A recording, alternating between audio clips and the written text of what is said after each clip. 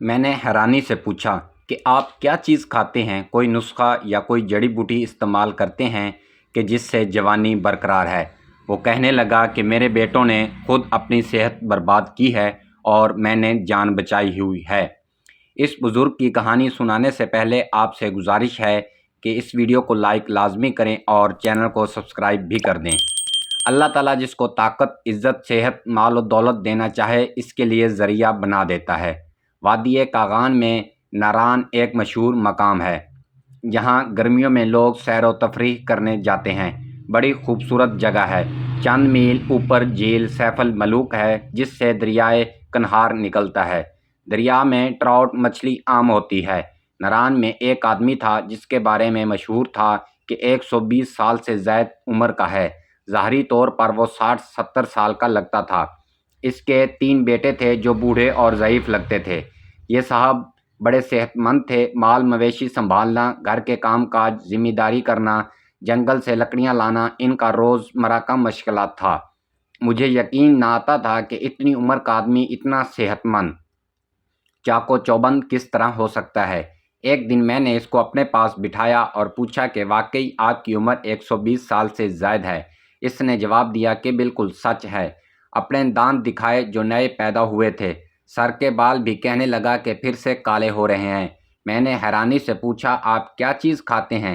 کوئی نسخہ یا کوئی جڑی بوٹی استعمال کرتے ہیں کہ جس سے جوانی برقرار ہے؟ وہ کہنے لگا کہ میرے بیٹوں نے خود اپنی صحت برباد کی ہے اور میں نے جان بچائی ہوئی ہے۔ بابا صاحب نے کہا کہ میں نے پیدائش سے لے کر آج تک چائے نہیں پی۔ میرے بیٹے خوب چائے پیتے ہیں۔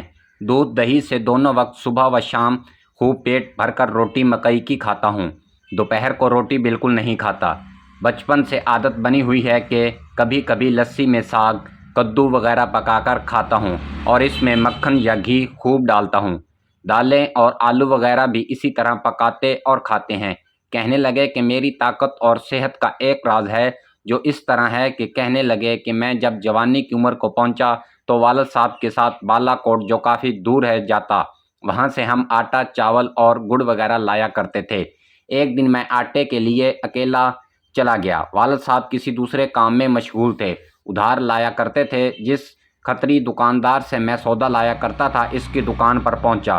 وہ اپنی دکان سے تھوڑی دور باہر میدان میں کھڑا اعلان کر رہا تھا کہ جو کوئی 2 سیر خالص سرسوں کا تیل جو میں نے تازہ نکلوایا ہے پی لے گا میں 5 روپے انعام دوں گا۔ 5 روپے اس زمانے میں بہت ہی بڑی رقم تھی۔ سرسوں کا تیل ایک سلور کے دیگچے میں تھا اور پاس 5 روپے چاندی کے سکوں کی شکل میں پڑے تھے۔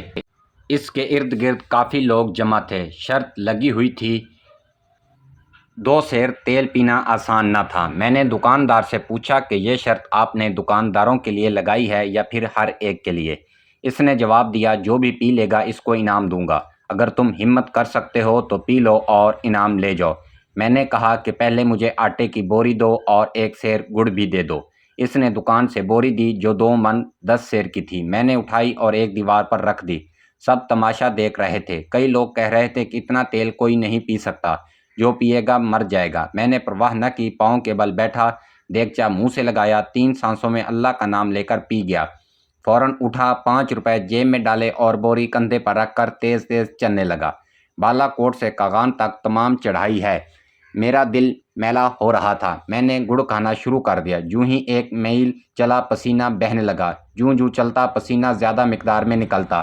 کپڑے بھیگ گئے۔ سر سے لے کر پاؤں تک پسینے میں ڈوب گیا۔ کپڑوں سے تیل کی بدبو آ رہی تھی۔ پیاس لگتی لیکن میں نے پانی نہ پیا۔ میانڈری جا کر 5-10 منٹ آرام کیا۔ دل میں ڈر تھا کہ اگر جسم ٹھنڈا ہو گیا تو ساری عمر کے لیے شل ہو جاؤں گا، اس لیے جلدی سے اٹھا اور تھکا ہوا آہستہ آہستہ قدم رکھتا کاغان تک پہنچ گیا۔ رات ہو چکی تھی۔ چند منٹ وہاں بیٹھا۔ وہاں سے سیدھا راستہ تھا۔ 3-4 گھنٹوں میں گھر پہنچ گیا۔ سخت پیاس لگی ہوئی تھی۔ بھوک کا نام و نشان نہ تھا۔ والدہ کو سارا واقعہ سنایا اور انہیں 5 روپے بھی دیے۔